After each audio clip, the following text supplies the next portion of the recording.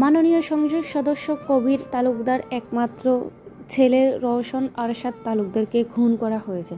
গত পরশু রাতে বাড়ি না ফেরায় পুলিশ তদন্তে তাদের নিজের গ্রামের বাড়ির ময়মনসিংহের জামালপুরে এক ঝোপের আড়ালে পাওয়া গেছে আরশাদের মরদেহ। সংসদ সদস্য কবির তালুকদার জানান, হয়তো ওনার সাথে শত্রুতার রেশ ধরেই টার্গেট করা হয়েছে ওনার ছেলেকে। তিনি এ বিষয়ে সঠিক তদন্ত এবং খুনিকে সেটা জানতে আগ্রহী। প্রয়োজনে নিজের সমস্ত টাকা ঢালতেও রাজি তিনি। তবুও নিজের ছেলের খুনিকে সেটা অতি শীঘ্রই তদন্ত করা হবে বলে আশাবাদী তিনি। ছেলের শোকে কাতর হয়ে অসুস্থ হয়ে পড়েছেন কবির তালুকদারের স্ত্রী নিজেও। মাথার উপর উত্তপ্ত সূর্য, তারই আলোয় আলোকিত ধরনী, রবির কিরণে জনজীবন নাজেহাল তখন। তবুও মানুষ ছুটে চলেছে তাদের গন্তব্যের উদ্দেশ্যে। জীবন বাঁচানো আরেক যুদ্ধ কিনা? থানার বাইরে এত শোরগোলের ভিড়েও একদমই কথাগুলো বলে থামল 23 বছর বয়সী তরুণী নাফিজা। এই তো কিছুদিন হলো সে জয়েন করেছে জার্নালিস্টদের চ্যানেলে, সব থেকে জুনিয়র। সকাল 10টা বাজে আরামের ঘুম হারাম করে ছুটে এসেছে সে। শখের চাকরি তার, তাই তো ফোন পেতেই ছুটে আসলো এক প্রকার। যদিও হত্যাকাণ্ড জামালপুরের, তবুও এখন তার অবস্থান ঢাকাতেই। 1 মাসের চাকরি জীবনে এই প্রথম হত্যাকাণ্ড বিষয়ে নিউজ রিপোর্ট করছে নাফিজা। তার কথার মাঝখানেই রুমাল দিয়ে কপালের ঘাম মুছতে মুছতে বের হয়েছেন ইন্সপেক্টর নাফিজুল আলম, যার আশেপাশে মশা মাছির মতো লেপ্টে রয়েছে মিডিয়ার লোক। একটু ফাঁক পেলেই যেন হাঁ করে গিলে নেবে মস্ত দেহি লোকটাকে। সকলের সাথে অনুসরণ করে নাফিজাও এগিয়ে গেল। ফর্মালিটি রক্ষার্থে কিছু তো তাকেও বলতে হবে। ইতোমধ্যে তোলপাড় শুরু হয়েছে। আজকাল অহরহর হত্যাকাণ্ড ঘটছে, সেসব নিয়ে কি মাথা ঘামায় কেউ? তদন্ত করে কেউ? মানুষ মারা এখন নিত্যদিনের ঘটনা। কোনো ছোট ঘরের মেয়েকে তুলে নিয়ে গিয়ে মেরে ফেললেও প্রশাসন নাকে তেল দিয়ে নিশ্চিন্তে ঘুমায়। কোনো অভিভাবকের অনুরোধে যদিও অপরাধী ধরে ফেলে, তবুও ঘুষ দিলেই আবার সব শেষ। পুলিশের এত কিসের দরকার কার না কার খুনের তদন্ত করা? তবে আজকে ঘটনা ভিন্ন। আশা তো আর বাকি 5 জনের মতো আমজনতা নয়, সংসদ সদস্য কবির তালুকদারের ছেলে। প্রশাসন নিজেদের চাকরি ঠেকাতে ব্যস্ত। একের পর এক প্রশ্নে যখন নাজেহাল নাফিজুল আলম, তখন নাফিজা এগিয়ে গেল। তার ছোট্টখাটো শরীরটা মানুষের ভিড়ে দৃশ্যমানই হচ্ছে না। ভিড় ঠেলে ঠুলে তবুও এক পর্যায়ে জিজ্ঞেস করল, স্যার, আপনারা এই তদন্তের দায়িত্ব ঠিক কাকে দিতে চাচ্ছেন, আমরা কি সেটা জানতে পারি? তার প্রশ্ন শুনে নীরব হলো সব। নাফিজাও একটু কৌতূহলী হলো তাদের সকলের আশ্বস্ত করতে। এ পর্যায়ে চমৎকার করে হাসলেন নাফিজুল আলম। তার হাসি দেখে যা অনুমান করার তা অনুমান করে ফেলল সকল সাংবাদিক। তবে নাফিজা বুঝতে পারল না, মেয়েটা যেহেতু নতুন এখনও, সে আবারও ব্যস্ত কণ্ঠে বলল, আমরা কি তার নামটা জানতে পারি স্যার? নাফিজুল আলম আর উত্তর দেওয়ার প্রয়োজন বোধ করলেন না। অধৈর্য ভঙ্গিতে সিকিউরিটি গার্ডের সাহায্যে এতটুকু জায়গা পার হলেন তিনি। নাফিজার চোখে মুখে তখন বিরক্তির আভাস। হালকা চেষ্টায় মুখটাকে যথাসম্ভব গম্ভীর করে ক্যামেরার সামনে আসলো সে। সুন্দর সাবলীল এক একটা বাক্য তার। পুরো তদন্তের দায়ভার কার উপর ন্যস্ত করা হয়েছে তা জানা যায়নি, তবে শীঘ্রই এর একটা সুরাহা পাওয়া যাবে বলে আশাবাদী আমরা সবাই। তার কাজ এখানেই শেষ। জুনিয়র বিধায় এখনও পুরোপুরি কাজের ভার ন্যস্ত হয়নি তার উপর। কিছু কিছু জায়গায় যেতে হয়। নাফিজা ক্লান্ত ভঙ্গিতে গাড়িতে বসলো। গরমে ত্বক পুড়ে যাওয়ার জোগাড়, শরীর ঘামে ভিজে চুপচুপে হয়ে গেছে। বাড়িতে গিয়ে একটা লম্বা গোসল নিতে হবে, তখন না হয় আবারও একটা ঘুম দেয়া যাবে, শান্তির ঘুম। পরপর কয়েকবার কল বাজায়। ঘুমিয়ে থাকা মানবটা অতিশয় বিরক্ত, চোখ মুখ কুঁচকে পড়ে রয়েছে বিছানায়। ফোনটাও তো হাতের কাছে নেই, স্টাডি টেবিলের উপর। এই পর্যায়ে একটা বালিশ কানে চেপে ঘুমানোর চেষ্টা করল সে, তবুও সফল হলো না। সে ডিভাইস তার স্বরে বাজছে। মনে হচ্ছে তার একমাত্র কাজ ঘুমিয়ে থাকা এই সুদীর্ঘ পুরুষটিকে ঘুম থেকে জাগিয়ে তোলা। তিতিয়ে বিরক্ত হয়ে শোয়া থেকে উঠে বসল দীপ। চওড়া কপালে কয়েকটা ভাঁজ পড়ল তার, মাথাটাও অসময়ে ব্যথা করছে। ঘরের দরজা হাট করে খোলা, রাতে বন্ধ করা হয়নি। এখন উঠতেও মন চাইছে না। দরজার বাইরে নূপুরের হালকা আওয়াজ ভাসল, সংকেত জানাচ্ছে কোনো নারী অবয়ব আসছে। দীপ চোখ মুখ কুঁচকে সেদিকে চেয়ে ডাক দিল, এই নিধি। দীপের পাশের রুমটা তরুর। ঘুম থেকে উঠে ফ্রেশ হয়ে নিচে যাচ্ছিল সে। নিজের নাম শুনে পায়ের গতি মন্থর হলো তার। গম্ভীর কণ্ঠের এই ডাক তার পরিচিত। সে খরগোশের মতো মাথা বাড়িয়ে পর্দা সরিয়ে এবার রুমে নজর দিল। ফর্সা গায়ের উদম শরীরে দ্বীপ, মাথা চেপে ধরে চোখ বন্ধ করে রয়েছে। একটা ট্রাউজার পরনে শুধু। লোমশ বুকে নজর পড়তেই তোর চোখ খিচে বন্ধ করে ফেলল। মাথা ফিরিয়ে এনে সেখানেই দাঁড়িয়ে রইল। দোনামোনা করল একটু। সে জানে আরেকটা ছোটোখাটো ধমক তার জন্য বরাদ্দ হয়েছে। বিরক্ত দ্বীপ তখন আরও বিরক্ত হলো। চোখ খুলে এবার ধমকে উঠল তরুকে। এই, তোকে ডাকছি না? পরপর নিজের শরীরে তাকালো সে। শরীর উদাম বলে আসতে চাইছে না।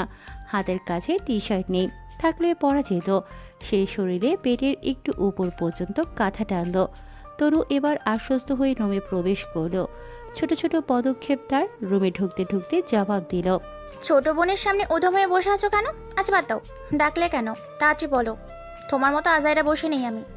আজব মেয়ে, কথা একটা বললে জবাব দেবে 100টা।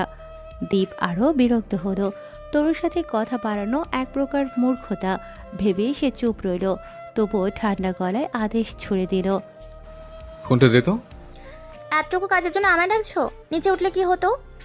বলতে বলতে হাতে এনে দিল ফোনটা। বিছানা ঘেঁষে ওখানেই আঠার মতো দাঁড়িয়ে রইল সে। দ্বীপ আলগোছে তরুর হাত থেকে ফোনটা নিয়ে একবার স্ক্রিনে চোখ বোলালো। 9টা মিসড কল। ইন্সপেক্টর নাফিজুল আলমের কল। গুরুত্বপূর্ণ ভেবে ডায়াল করতে গিয়েও থামল সে। তরু দাঁড়িয়ে। এবার যা। তরু নাছর বান্দা, যেহেতু তাকে দিয়ে কাজ করিয়েছে সেটার উসুল তুলে পরে যাবে, বলল ইনিয়ে বিনিয়ে। ডাকলে কেন? এবার কে কল দিয়েছে সেটা শুনে যাব। গিয়ে বড় মাকে বলবো এই না 6 দিন পর কালকে রাতে বাড়ি ফিরলে আসলা, এর মধ্যে আবার কাজ। দ্বীপ চোখ গরম করে তাকালো। মাথা খাস না, যা। তরু যেন গোধ হলো। বিছানায় বসে বলল, যাব না। ফোনটা লাউড স্পিকারে দাও, আমিও শুনবো। বড় হয়ে আমিও তোমার মতো হতে চাই। এখন থেকে তোমার কাছে টুকটাক কাজ শিখি। বলেই মিছে মিছে হাসল। তার মুখশ্রীতে একবার চোখ বুলিয়ে আর কথা বাড়ালো না দ্বীপ। এই মেয়ের সাথে কথা বলে মাথা ব্যথা বাড়ানোর কি দরকার? কল লিস্ট ঘেটে ফোন কানে নিয়ে বলল। জি স্যার। ওপাশ থেকে নাফিজুল আলমের গলা শোনা গেল। তোমার মতো ইয়াং ম্যান এত বেলা করে ঘুমায় না দ্বীপ। আপনি আমার বড় স্যার, আর আমি কেমন সেটা আপনি জানেন আশা করছি। কৈফিয়ত পছন্দ নয় আমার। কেন কল দিয়েছেন সেটা বলুন। নাফিজুল এবার দমে গেলেন। 6 দিন লাগাতার পরিশ্রম করে গতরাতে বাড়ি ফিরেছে দ্বীপ, তাই হয়তো আজকে ঘুমোচ্ছে।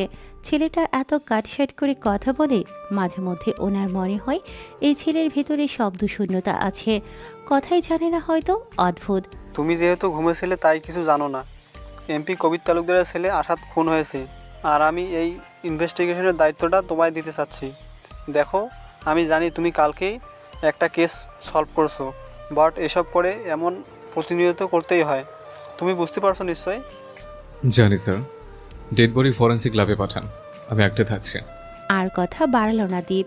ওপাশে নাফিজুল চমৎকার করে হাসলেন, কিন্তু তার তেল মারাটা কাজে লাগলো না। দ্বীপের ব্যাপারে এমন কোনো তথ্য নেই যেটা জানেন না তিনি। নিজের মনের ফোন দিয়ে পূরণ করতেই এখনও ভালোভাবে কথা বলেন তিনি। নইলে এই ছেলে যা ঘাটতারা, তবুও নাফিজুল মনে মনে আওড়ালেন। ছেলেটা চমৎকার, আহা। ফোন কেটে মোবাইলটা বিছানায় এক প্রকার ছুঁড়ে মারল দ্বীপ। সব কাজে শুধু তাকেই পায় নাকি কে জানে। মাথার দুপাশে হাতের 2 আঙ্গুল দ্বারা চেপে ধরল সে। অসময়ের মাথা যন্ত্রণা।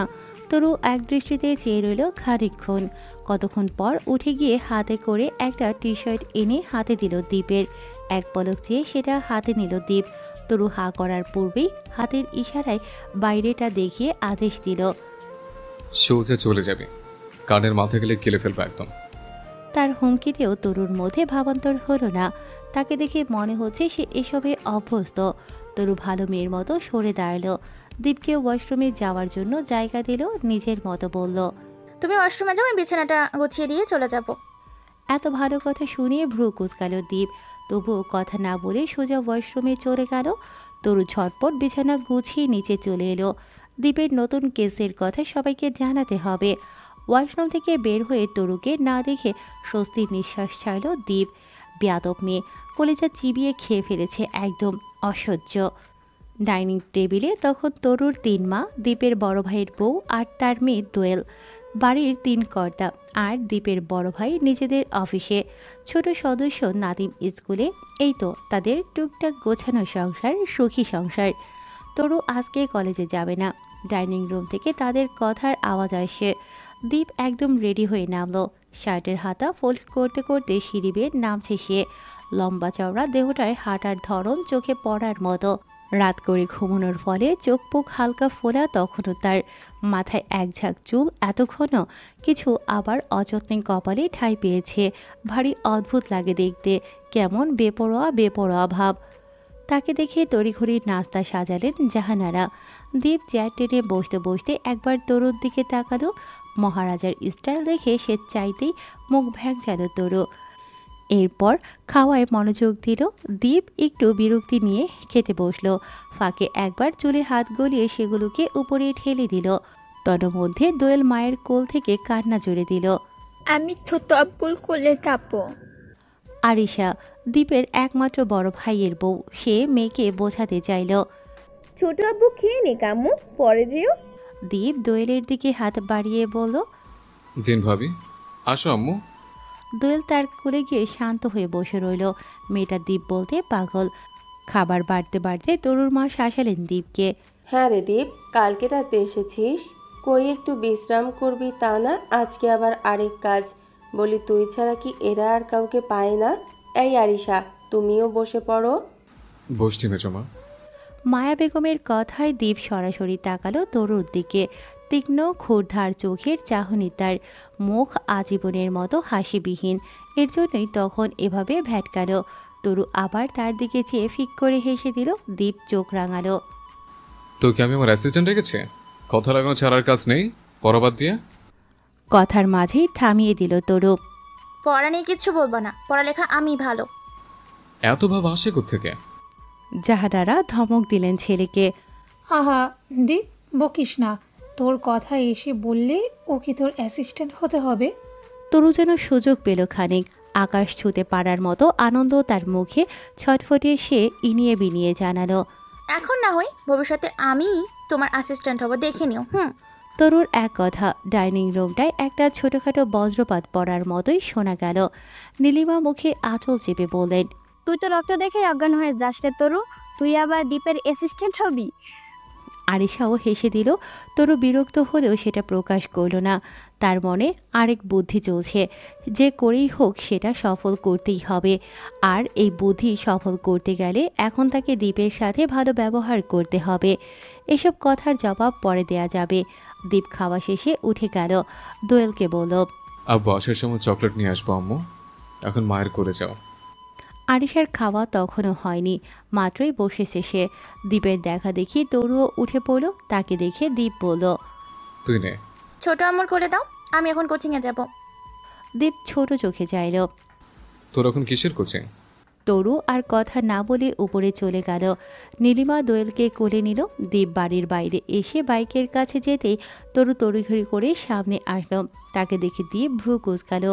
নিজের গাম্ভীর্যতা বজায় রেখে প্রশ্ন করল তরুকে। এখানে কেন? তরু একটু ইমোশনাল হয়ে ডাকলো, দীপ ভাই, মতলব কি?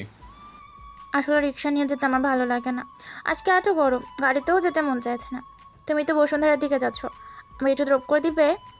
দীপ বাইকে উঠে বলল, সিনেমা বাদ দে, তোর হাব ভাব তো ভালো ঠেকছে না, ঝেড়ে কাশ। তরু জিভে কামড় বসালো। একটুর জন্য দীপের প্রফেশন সে ভুলে বসেছে। যে ছেলে মুখ দেখে ক্রিমিনাল শনাক্ত করে তার কাছে অভিনয় করা ঠিক হবে না। ওনার কোনাটা প্যাঁচাতে প্যাঁচাতে মেকি হাসলো সে। তার কণ্ঠস্বর নিভু। তোমার সাথে আমি নিবে ভাইয়া?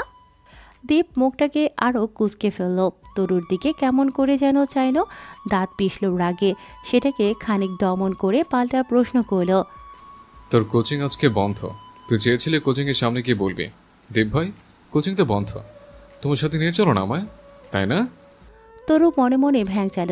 এসেছে মহারাজা কোথাকার। তার এসব জায়গায় যেতে ভালো লাগে। একটা অন্যরকম ফিল আসে, নিজেকে বড় বড় মনে হয়। আর পাশে যদি দ্বীপের মতো কেউ থাকে তাহলে তো কথাই নেই। আজকে নিশ্চিত দ্বীপ ফরেন্সিক ল্যাবে যাবে। তখন তো সন্ধ্যা সে আবারও আকুতি করল, দীপ ভাই প্লিজ। এতক্ষণে শান্ত মেজাজ চটে গেল দীপের। সে কি ঘুরতে যাচ্ছে নাকি? মেয়েটার সব কিছুতেই একটু বেশি। বাড়ির একমাত্র মেয়ে হওয়ায় বাবা চাচাদের আহ্লাদের শেষ নেই। যা বলবে যখন বলবে সেটাই হবে। আশ্চর্য! দীপের কণ্ঠ গম্ভীর শোনালো। ভালোই ভালোই বাড়ির ভিতরে যা, আরেকবার বলতে হলে মুখে বলবো না। তরু যেন সব কিছুর জন্যই প্রস্তুত। আজকে মার খেয়ে হলেও সে যাবেই। নিজের ডান গালটা বাড়িয়ে দিয়ে বলল, একটা মারো, তবু আমায় নিয়ে যাও, সত্যি বলছি, লক্ষ্মী মেয়ের মতো থাকবো। তরু জানে তাকে দীপ মারবে না, আগে হলে দিত। এখন কি আর সে ছোট? এত বড় মেয়েকে মারাটা সমীচীন দেখায় না। দীপ এক পলক তার ছোট গালটায় তাকালো। তার হাতের একটা চড় পেলে তরু এখানেই অজ্ঞা পাবে। ওঠ। তরু খুশি হয়ে উঠে গেল। তার কথা এবারের কেউ ফেলে না। বড় হতে গেলে এখন থেকে একটু একটু সাহস সঞ্চার করতে হবে তো। দীপ বাইক ছেড়ে দিয়ে বলল, মেজমাকে কি বলে এসছিস? আম্মুকে বলেছি তোমার সাথে যাচ্ছি। তোকে আসতে দিল? তোমার কথা শুনে না করিনি। আর কথা বলো না কেউই। গাড়ির চাকা দুটোর সাথে তাল মিলিয়ে উঠতে লাগলো তরুর মুখের সামনের ছোট ছোট চুলগুলো। ব্যালকনিতে দোয়েল ছিল, সেখান থেকেই তরুকে আর দীপকে দেখেছে সে। মায়ের কাছে গিয়ে বলল, ফুপ্পি, ছোট আপুর থাকতে খেতে আম্মু। জানি, বাইরে গিয়ে খেলুন। দোয়েল মাথা নেড়ে চলে গেল। পাক্কা 40 মিনিট পর বাইক এসে থামলো ল্যাবের সামনে। সময় 11:40 বাজছে। দীপ নেমে তরুর হাতটা ধরল। তরু তখন চারপাশ দেখতে ব্যস্ত। দীপের লম্বা পায়ের ধাপের সাথে তাল মেলাতে গিয়ে হিমশিম খাচ্ছে সে। একটু গিয়ে থেমে দাঁড়ালো। দীপ ঘাড় ঘুরোতেই গাল ফুলালো। একটু আস্তে হাঁটো না। দীপ জবাবও দিল না, ধমকও দিল না। ফের উল্টো ঘুরে একইভাবে হাঁটা শুরু করলো। তরু বুঝলো এই লোক আর কথা বলবে না। মুখের একপাশ দেখা যাচ্ছে দীপের ক্লিন শেভ করা ধবধবে ফর্সা গাল। প্রফেশনাল লাইফে প্রতিদিন শেভ করে সে, আজকেও হয়তো করেছে। তরু কতক্ষণ আনমনে হয়ে চেয়ে রইল। এত রহস্যময় লাগে মানুষটাকে তার কাছে। হাসি ঠাট্টা তার ধাঁচে নেই, তবুও বাড়িতে এতক্ষণ যেমন ছিল তার ছিটেফোঁটাও এখন বোঝা যাচ্ছে না। তরু দুষ্টুমি করেও দীপকে নিজের আইডল মানে। দীপের মতো একজন তার ভাই এটা ভাবলেও তার ভালো লাগে। লোকটা কেমন গম্ভীর, বাইরে দেখলে জীবনেও ভেতর পড়া যাবে না। মনে মনে একরাশ চিন্তা ভাবনা ভাবতে ভাবতে আশাদের লাশ রাখা ঘরটায় ঢুকলো দীপ। ঘরটা এত ঠান্ডা, তার উপরে মেডিসিনের গন্ধে গা গুলিয়ে আসলো তরুর। সে স্পষ্ট টের পাচ্ছে মাথা ঘোরাচ্ছে। এখন এইসব দীপকে বললে নিশ্চিত একটা থাপ্পড় খাবে। নিজেই তো সেধে আসলো। তরু মুখ চেপে দাঁড়িয়ে রইল। শরীর ঝিমঝিম করছে, মনে মনে দোয়া পড়ছে সময় তাড়াতাড়ি যাক। ল্যাব রিপোর্টার ইফাজের সাথে কথাবার্তা বলে বের হলো তারা। তরু যেন হাঁপ ছেড়ে বাঁচল। তার পুরো অবস্থা দীপ খেয়াল করেছে, শুরু থেকে শেষ পর্যন্তই। রাস্তাটায় চোখ বুলিয়ে তরুকে বলল, তোকে মাসতে না করেছিলাম, শুনিস নে? তোর কি বাড়ির মানুষগুলোর মাথা কচার কাজ নেই? তরু ব্যস্ত কণ্ঠে শুধরে দিল তাকে। আছে তো, বান্ধবীর মাথাও তো খাই, কিন্তু এখন আমার বমি পাচ্ছে। দীপ ভাই, কথা বলো না। মুখের জোর তো কমছে না, বাচাল কোথাকার। তরু সেসব গায়ে মাখল না। ভুল কিছু তো বলেনি, সে সত্যি একটা বাচাল। তরু ভাবল আজকে আর কথাই বলবে না কোনো, একদম মৌন ব্রত পালন করবে। তখন দেখবে দীপ তাকে কিভাবে ধমকায়। দীপ ওখানে থেকেই ফোন দিল নাফিজুলের নাম্বারে। কল ধরলে বলল, আপনি এখন কোথায় আছেন স্যার? নাফিজুল আলম জবাব দিলেন, আমি বাড়িতে আছি। কোনো দরকার হয়েছে? তুমি কি রিপোর্ট হাতে পেয়েছো? পেয়েছি, আপনার সাথে কথা ছিল। তুমি একা থাকলে আমার বাড়ি এসে পড়ো, টিম নিয়ে আসলে আমি অফিস যাচ্ছি। রোদের কারণে দীপের চোখগুলো অসম্ভবভাবে কুঁচকে রাখা, যেন চোখগুলো সে সূর্যের রোশনি থেকে বাঁচাতে চাইছে। তরুর হাত ধরা হাতটায় আরেকটু জোরে চাপ প্রয়োগ করলো সে। তার দরকার নেই, আমি আপনার বাড়িতেই আসছি। ওকে ওকে। তরু এতক্ষণ নিজেও কপাল কুঁচকে দীপের দিকে তাকিয়েছিল। দীপ সেটা টের পেয়েই হয়তো হাতে চাপ দিয়েছে খানিক, এতে তার মনোযোগ বিঘ্নিত হয়েছে। চোখ সরিয়ে হাতের দিকে তাকিয়েছে তরু। দীপের কথা শেষ হলে আবারও তার মুখে তাকিয়ে প্রশ্ন করল, এখন কোথায় যাবে? বেশি কথা বলে রেখে চলে যাব। এই না না, আচ্ছা আর কথা বলবো না, একদম পাক্কা। সারা রাস্তা তরু বকবক করতে করতে গেছে। যদিও একটা কথার উত্তরও দীপ দেয়নি। সে আপন মনে বকবক করেছে। দীপ দু একবার কাঁধে শক্ত করে ধরে রাখার কথা বলেছে। মনে হচ্ছে সে সাথে করে কোনো বাচ্চা এনেছে, যেন বোঝে না কিছু। শক্ত করে না ধরলে পড়ে যেতে পারে। এটাও কি তরু জানে না? আজব। দোতলা একটা বাড়ির সামনে এসে থামলো বাইকটা। বাড়িতে ঢুকতে ঢুকতে দীপ তাকে বোঝালো কোনো রকম। কোনো কথা বলবি না। আচ্ছা। নাফিজুল আলম ড্রয়িং রুমের সোফায় বসা। তরুরা গিয়ে তার মুখোমুখি সোফায় বসলো। তরু শুনেছে লোকটার দুজন ছেলে মেয়ে। শ্যামলা মুখশ্রী অত্যাধিক গম্ভীর, তবুও ঠোঁটের কোণে অসম্ভব সুন্দর হাসি তার। গাল ভর্তি চাপ দাড়ি দেখে কেউ বলবেই না তিনি দু বাচ্চার বাপ। তরু তো ভেবেছিল কোনো পেটমোটা কালো লোক হবে, অথচ তার চোখ জোড়াও অসম্ভব সুন্দর। তার ভাবনার সুতো ভাঙল ভদ্রলোকের কণ্ঠে। তুমি কে মামুনি? এই নিশাদের আম্মু, 3 কাপ চা দাও। পরের কথাটা স্ত্রীকে বললেন ভদ্রলোক। তাড়াহুড়োয় দীপ থামাতে চাইল। ও আমার চাচাতো বোন, কিছু দরকার নেই স্যার, একটু কথা বলি চলে যাব। আহা বাবা, তবুও তো। আর এখানে স্যার স্যার করতে হবে না। এসছি প্রফেশনাল কাজে, এখন এটাই বেটার। তার কাট জবাব শুনে তরু মনে মনে ফুঁসে উঠল। লোকটা কত সুন্দর কথা বলছে, তবুও তার মুখে হাসি নেই। হনুমান একটা ভাব দেখলে গায়ে জ্বালা ধরে। কই একটু হাসবে তা না। নাফিজুল তবুও হাসলেন। তোমার নাম কি মামুনি? তরু নজর ঘুরিয়ে নাফিজুলের দিকে তাকালো। মিষ্টি করে হেসে আস্তে করে প্রত্যুত্তর করল। তরুণীদি শেখ আঙ্কেল। নাফিজুল হেসে কিছু একটা ভাবলেন। মেয়েটা নিশ্চয়ই আবদার করে এসেছে, এসব বিষয় না শোনাই ভালো। সোফা থেকেই তিনি উপরে দৃষ্টি ফেলে মেয়েকে ডাকলেন। নাফিজা, মামুনি একটু শুনে যাও। 11টার দিকে ঘরে গিয়ে শুয়েছিল নাফিজা। ঘুম পায়নি এখনো। বাবার কণ্ঠে খানিক বিরক্ত হয়ে নিচে নামল সে। তখনও সে দ্বীপের দিকে তাকায়নি। নাফিজুল হেসে হেসে বললেন, আমার মেয়ে নাফিজা আলম 1 মাস হলো জার্নালিস্টে অ্যাড হয়েছে। ততক্ষণে চা এসে গেছে। দীপ নাফিজার দিকে না তাকিয়ে প্রত্যুত্তর করল। গুড। নাফিজা এসে বাবার কাছে দাঁড়ালো। এক পলক চাইল সামনে থাকা মানবটার দিকে। হঠাৎ করে তার ধ্যান জ্ঞান আটকে রইল দ্বীপের শক্তপোক্ত মুখখানায়। দৃষ্টি থমকালো, হৃস্পন্দন বেড়ে গেল। সম্পূর্ণ দৃষ্টি ঘুরপাক খেল দ্বীপের সুশ্রী মুখশ্রীতে। জিম করা পেটানোর শরীরে শুভ্র শার্টটা আটসাট হয়ে আটকে। চুলগুলো অবিন্যস্ত, গোছালো নয়। কোনোই পর্যন্ত গোটানো শার্টের হাতা তার সৌন্দর্য দ্বিগুণ বাড়িয়েছে। বাঁ হাতে একটা কালো ঘড়ি, ডান হাতটা খালি। নীল রগগুলো স্পষ্ট। কঠিন চিবুক, চোয়াল খাড়া নাক। পাশের মেয়ের সাথে তুলনা করলে তার থেকেও ফর্সা মনে হচ্ছে। সে মনোযোগ ঘুরিয়ে একবার নিজের দিকে তাকালো। ইসরে, একদম ভালো কাপড় পরনে নেই। এই যে সামনে একটা মেয়ে দাঁড়িয়ে, লোকটার কোনো হেলদোল পর্যন্ত নেই। নাফিজা জীবনে প্রথমবারের মতো খেই হারিয়ে বসল। মন হারালো খানিক। কেমন দ্বিধায় পড়ল তার মনটা। ধুকপুক করছে। বুকের ওঠা নামার গতি অস্পষ্ট। মেয়েটা প্রেমে পড়ল বুঝি। তার গভীর ধ্যান ভাঙল বাবার কণ্ঠে। মামুনি, ওকে নিয়ে উপরে যাও। তরুকে ইশারা করে বললেন তিনি। নাফিজা এবার পূর্ণ দৃষ্টি দিল তরুর দিকে। তরু ভরকে গেল। তখন থেকে দেখছে মেয়েটা চোখ দিয়ে গিলে খাচ্ছে দীপকে। জীবনে পুরুষ দেখেনি নাকি? দেখে তো তেমন মনে হচ্ছে না, কিন্তু সে এখন যেতে চাচ্ছে না। নাফিজারও এক দশা, সে এখন যাবে না। লোকটাকে, তার বাবার কাছে কেন আসলো? সাথের মেয়েটাই বা কে? সব জানতে হবে। তবুও বলল, এসো।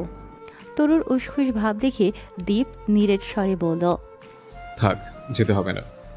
দুজনেই হাঁপ ছাড়ল। তরু লক্ষ্মী মেয়ের মতো চেয়ে রইল দ্বীপের সুদর্শন মুখটাই। মাঝে মধ্যে আবার নাফিজুল আলমের দিকেও তাকাচ্ছে। তার চোখ স্থির নেই, চোখের মণিগুলো ঘুরছে সমান তালে। ওপাশে নাফিজুল আর ঘাটলেন না, বললেন, তুমি বলো দীপ, কি দেখলে রিপোর্টে? আসাদ কিন্তু মাত্রাতিরিক্ত মদ খেত স্যার। মৃতদেহ থেকে শনাক্ত করা হয়েছে, তার শরীরে ড্রাগও আছে। সেসব পাবলিকলি আনা যাবে না। এমপির ছেলে বলে কথা। আমিও জানতাম এমন কিছুই বের হবে। ওকে বিষ দেওয়া হয়েছে। তুমি ঠিক কতদিন নিতে চাচ্ছ কেসটা সলভ করতে? দীপ কতক্ষণ ভাবল। একবার এমপির বাড়িতেও ঢু মারতে হবে। কিছু জিজ্ঞাসাবাদ করে সিদ্ধান্ত নিতে হবে। উত্তরে ছোট করে বলল, আমি আপনাকে রাতে জানাবো স্যার। আচ্ছা, বোঝোই তো বাবা, মিডিয়া হা করে বসে থাকে।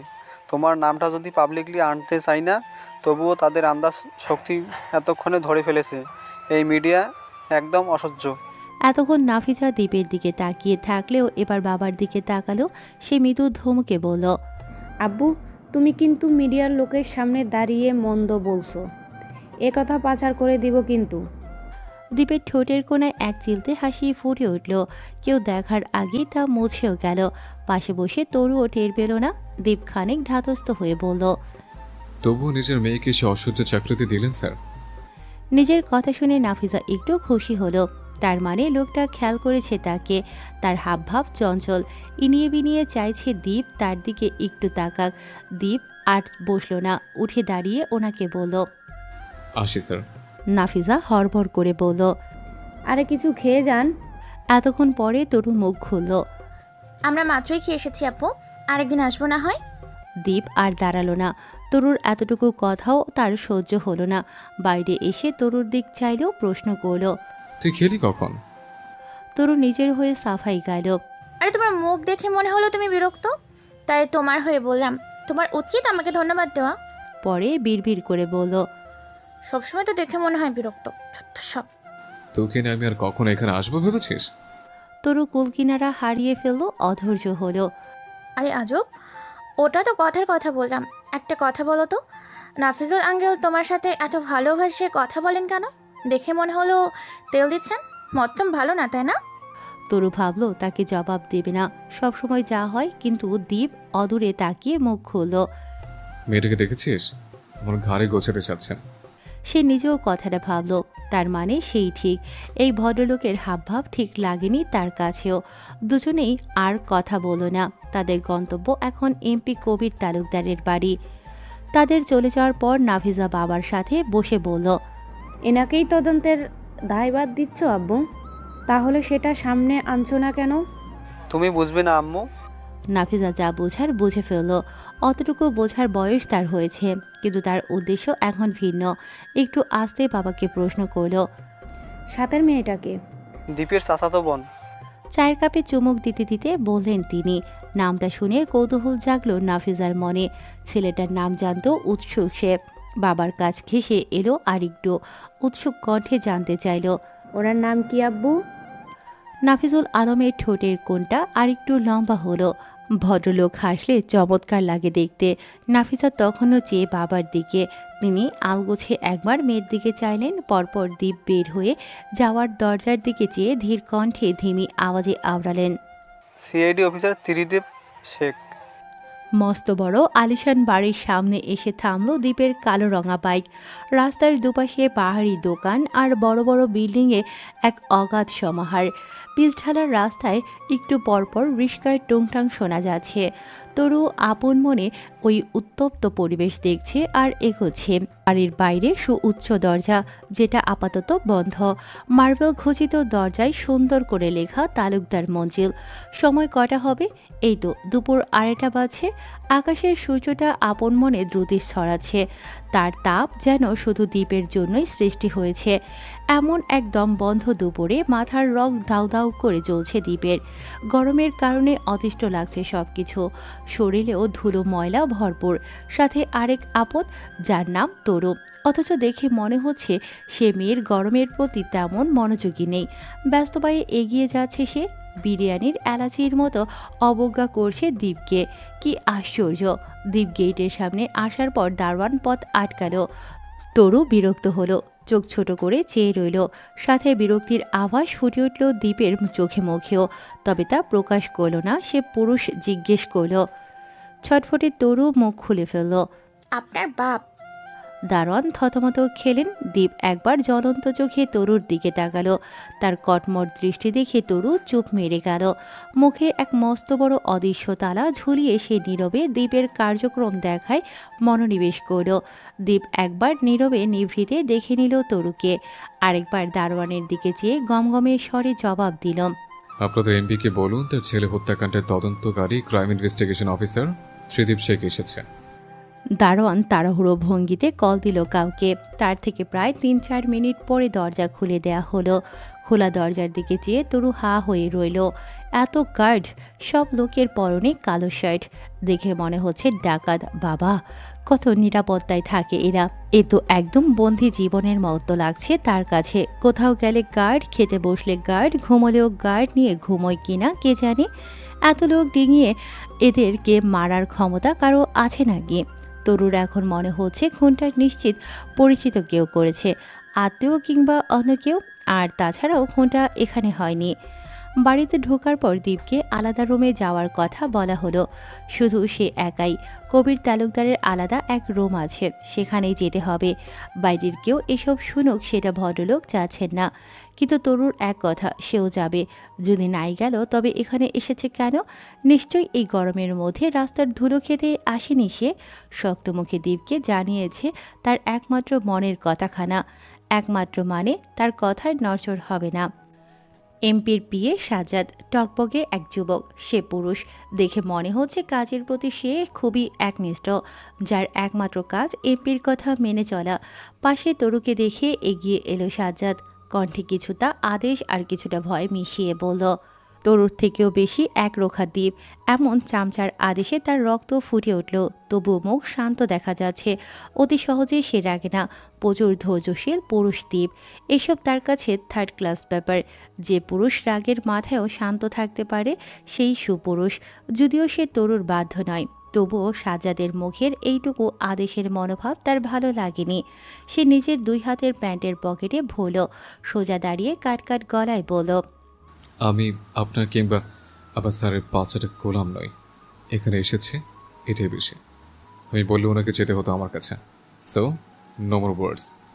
পরপর সাজ্জাদকে সম্পূর্ণ অবজ্ঞা করে তরুকে সহ ঢুকল কবিরের ঘরে। সাজ্জাদ তার লটকানো মুখ নিয়ে সন্তর্পণে বাইরে দাঁড়িয়ে রইল। তরু তার অগোচরে একবার মুখ ভেঙচি দিল। ভদ্রলোকের চোখে মুখে গভীর শোক। এত সম্পত্তি কার জন্য করলেন তিনি? যদি শেষমেশ নিজের উত্তরাধিকারী না থাকে। ওনার অসহায়ত্ব চোখে মুখেও দৃশ্যমান। চেয়েও স্বাভাবিক থাকতে পারছেন না। গলা কেশে বললেন, বলুন অফিসার। তিনি ভাবলেন তরুও হয়তো সাথের কেউ, তাই আর ঘাটলেন না। দীপ বসে পড়ল, সাথে বসল তরু নিজেও। সে ভদ্রলোকের চেহারা দেখতে ব্যস্ত, দেখে মনে হচ্ছে নিদারুণ ব্যথিত তিনি। তরুর খারাপ লাগলো খানিক। আহারে, তবে সেসবের থেকে মনোযোগ টেনে হিস্ট্রি নিয়ে এলো দীপের দিকে। আপাতত যে উদ্দেশ্যে এসেছে সেটা পূরণ হোক। দীপ দু হাঁটুর উপরে হাত ভর দিয়ে ভরা গলায় বলল, আপনার কাউকে সন্দেহ হয়? আমার বিপরীত পার্টি মির্জাদের লোক। সন্দেহের কারণ? আমি নির্বাচনে জয়লাভ করার পর থেকেই তাদের খুব আমার উপর। কয়েকদিনের মধ্যে এমন কিছু ঘটেছে যেটা দেখে আপনার সন্দেহ আরো পাকাপোক্ত হলো? তারা কয়েকদিন আগেই আমার একটা ফ্যাক্টরিতে আগুন লাগিয়েছে। তাদের লোককে পুলিশে দিয়েছিলাম বলে আমাকে হুমকিপত্র পাঠিয়েছিল। দীপের মুখে হাসির ছিটে ফোটেও নেই। দৃষ্টি তীক্ষ্ণ, সংকীর্ণ। কপাল কুঁচকানোর দরুন ছোট দেখাচ্ছে তার চোখোদয়। সে বলল, সেটা দেখতে পারি? আমি আপনাকে পাঠিয়ে দিব। দীপার কিছু বলল না। এখনও কিছুই পরিষ্কার নয়, হওয়ার কথাও তো নয়। তাদের শত্রুরা মারলেও নিশ্চয়ই জামালপুর যাবে না। দীপ কপালে আঙুল বোলালো, জানতে চাইল স্বাভাবিকভাবে, আপনার স্ত্রী কোথায়? ও অসুস্থ হয়ে পড়েছে। আমি সাজ্জাদকে বলেছি তার কাছে নিয়ে যাওয়ার জন্য। সে উঠে দাঁড়ালো। তরুও দাঁড়ালো। পেছন থেকে কবির পুনরায় ডেকে উঠলেন। ভদ্রলোকের চোখের পানি চিকচিক করছে। আপনার যত টাকা লাগে আমি দেব অফিসার, কোনো চেষ্টা বাদ রাখবেন না প্লিজ। তরুর নিজের চোখেও পানি চলে এলো। বাবারা বুঝি এমনই হয়। সে আবারও তাকালো দ্বীপের দিকে। এত কম কথাবার্তায় খুনিকে ধরা যায় নাকি? সে আপন ভাবনায় মজে রইল। দীপ শক্ত গলায় বলল, আপনার এই মুহূর্তে আপনার স্ত্রীকে সময় দেওয়া উচিত। আসছে, অতি শীঘ্রই ভালো খবর পাবেন। বাইরে বের হয়ে চোখে পড়ল সাজ্জাদকে। এতক্ষণ বাইরেই ছিল, সবকিছুই শুনেছে সে। চোখে মুখে তারও কষ্টের ছাপ স্পষ্ট। নিঃশব্দে নিয়ে গেল আইরিন বেগমের ঘরে। তরু একবার তাকালো সাজ্জাদের দিকে। এমন শক্তপোক্ত কাঠখোট্টা লোক কি আর কাজ খুঁজে পেল না? সে বিড়বিড় করল, চামচাকটা। আইরিন বেগম বিছানায় শুয়ে আছেন। ভদ্র মহিলার হাতে স্যালাইন। পুত্রশোকে কাতর তিনি। বড় বিছানা জুড়ে তার শরীর লেপ্টে, তবে চোখে মুখে এক আলাদা আভিজাত্য। আপাতত দৃষ্টিতে শোকাহত মনে হলেও তার চেহারার যতটুকু কমেনি একটুও। সাথে তরু থাকায় দীপ বসল না। আগের মতোই জিজ্ঞেস করল, অন্য কাউকে সন্দেহ হয়? আইরিন বহু কষ্টে মুখ খুললেন। আমি কাকে সন্দেহ করব বাবা? তবুও কয়েকদিন ধরে দেখছিলাম আশাদ তার গার্লফ্রেন্ডের সাথে ঝামেলায় আছে। ওনার অবস্থা দেখে আর ঘাটালো না দীপ। সাথে তরু আছে। আরেকবার না হয় আসা যাবে। বিকেল হয়ে এসেছে, বাইরে সূর্যের কিরণের তেজ কমেছে খানিক। তাকে এখন বাড়ি ফিরতে হবে। তরুকে নিয়ে বাইরে এসে বাইকে চাপলো দুজনে। মেয়েটাকে নিয়ে এমনিতেও সারাদিন বাইরে থাকা হয়ে গেছে। তরুর মাথায় এখন হাজারো প্রশ্ন। এতটুকু বিষয়ে কোনোভাবেই খুনিকে ধরা সম্ভব নয়। সে নিজেও বিষয়টায় ইন্টারেস্ট খুঁজে পেল। যে করেই হোক তাকে এই তদন্তের পুরোটা সময় দীপের সাথে কাটাতে হবে। সে নিজেও না হয় একটু সাহায্য করল। কি হাস্যকর বিষয়! তবুও তরু অটল অনর। সে একরকমও করলে দীপ না মেনে যাবে কোথায়? দীপ পথিমধ্যে জিজ্ঞেস করল, কিছু খাবি? খাবারের কথা শুনে খিদে পেল তরুর। সেই সকালে খেয়েছে আর এখন বিকেলে শেষ ভাগ। দীপের প্রশ্নে ভাবল কতক্ষণ। বিকেলে এই বাইক ভ্রমণ তার অসাধারণ লাগছে। গরমটাও হালকা কম লাগছে এখন। সে হাসি খুশি মুখটা দীপের কানের কাছাকাছি নিল, উত্তর দিল, আচ্ছা চলো কিছু খেয়ে নি। দীপ বাইকটা একটা রেস্টুরেন্টের সামনে এনে থামালো। ভেতরে ঢুকে অর্ডার করার ফাঁকে মেসেজের শব্দ হলো। ফোন চেক করে দেখল সেই হুমকিপত্র, সাথে আশাদের গার্লফ্রেন্ডের সমস্ত ডিটেলস। আসার সময় বিষয়টা সে সাজ্জাদকে বলে এসেছিল। এত ফাস্ট, সাথে নাম্বারও আছে। খাবার এসে পড়ায় দুজনেই শুরু করলো। দীপ মাঝে পথে ফোন করলো কারো নাম্বারে। নিজের পরিচয় দিয়ে রেস্টুরেন্টের ঠিকানাও দিয়েছে। তরুর সব কিছুতেই বড্ড কৌতূহল। ব্যস্ত হয়ে জিজ্ঞেস করলো, কাকে আসতে বললে দীপ ভাই?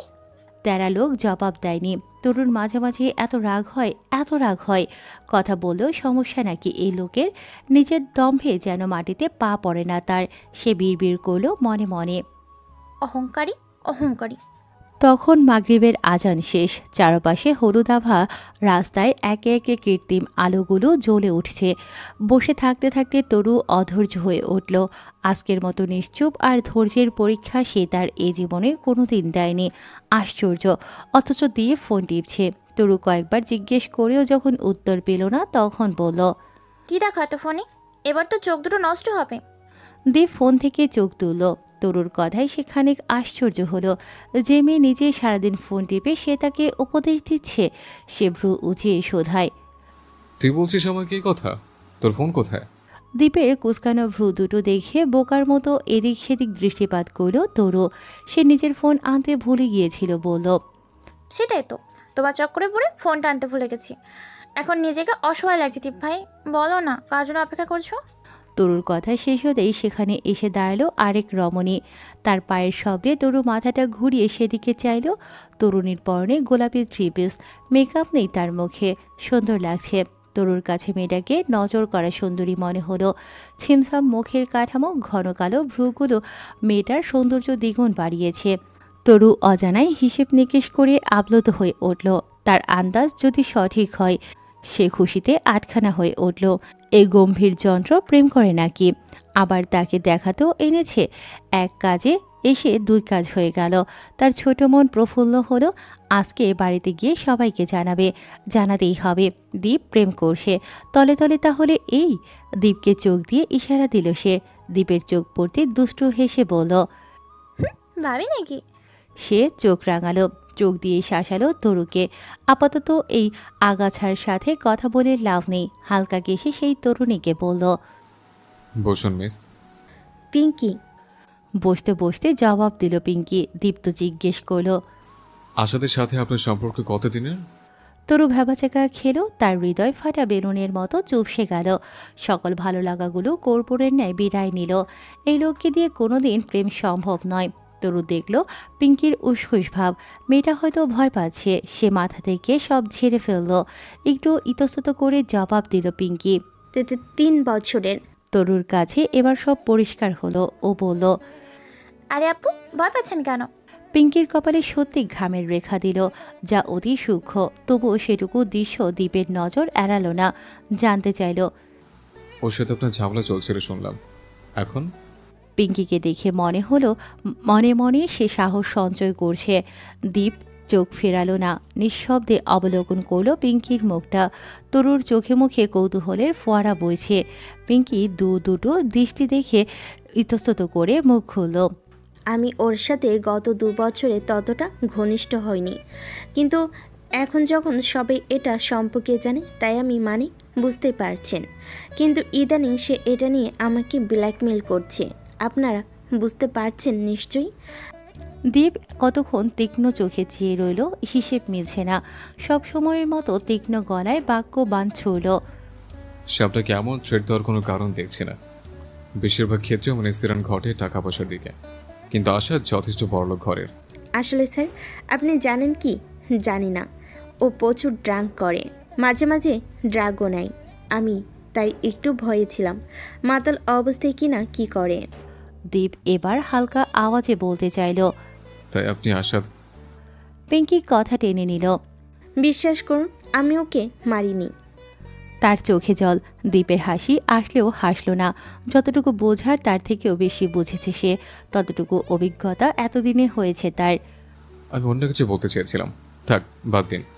তবে আমি শুনেছি মেয়েরা নিজেদের সম্মান বাঁচাতে খুন করতেও দ্বিধাবোধ করে না। পরপর তরুর দিকে তাকিয়ে প্রশ্ন করল। তাই না নিধি? তরু এতক্ষণ পিঙ্কিকে দেখছিল, তার মনে হচ্ছে পিঙ্কি মেরেছে আশাদকে। তবে হঠাৎ দীপের কথায় চমকে উঠল সে। তাকে কেন দীপ এটা জিজ্ঞেস করলো? কোনো সুরাহা করে উঠতে পারল না সে। হঠাৎ করে তাই কিছু বলতেও পারল না। দীপ উঠে দাঁড়িয়ে চলে গেল। পেছনে বসে রইল পিঙ্কি আর তরু। পিঙ্কি কাঁদতে কাঁদতে তরুকে বলল, আপনি প্লিজ বোঝার চেষ্টা করুন, আমি আসাদকে মারিনি। তরু চিকন সুরে বোঝাতে চাইল। সেই কথা তো কেউ আপনাকে বলেনি, এত অধৈর্য হচ্ছেন কেন বলুন তো? পিঙ্কি কান্না থামিয়ে চেয়ে রইল তরুর দিকে।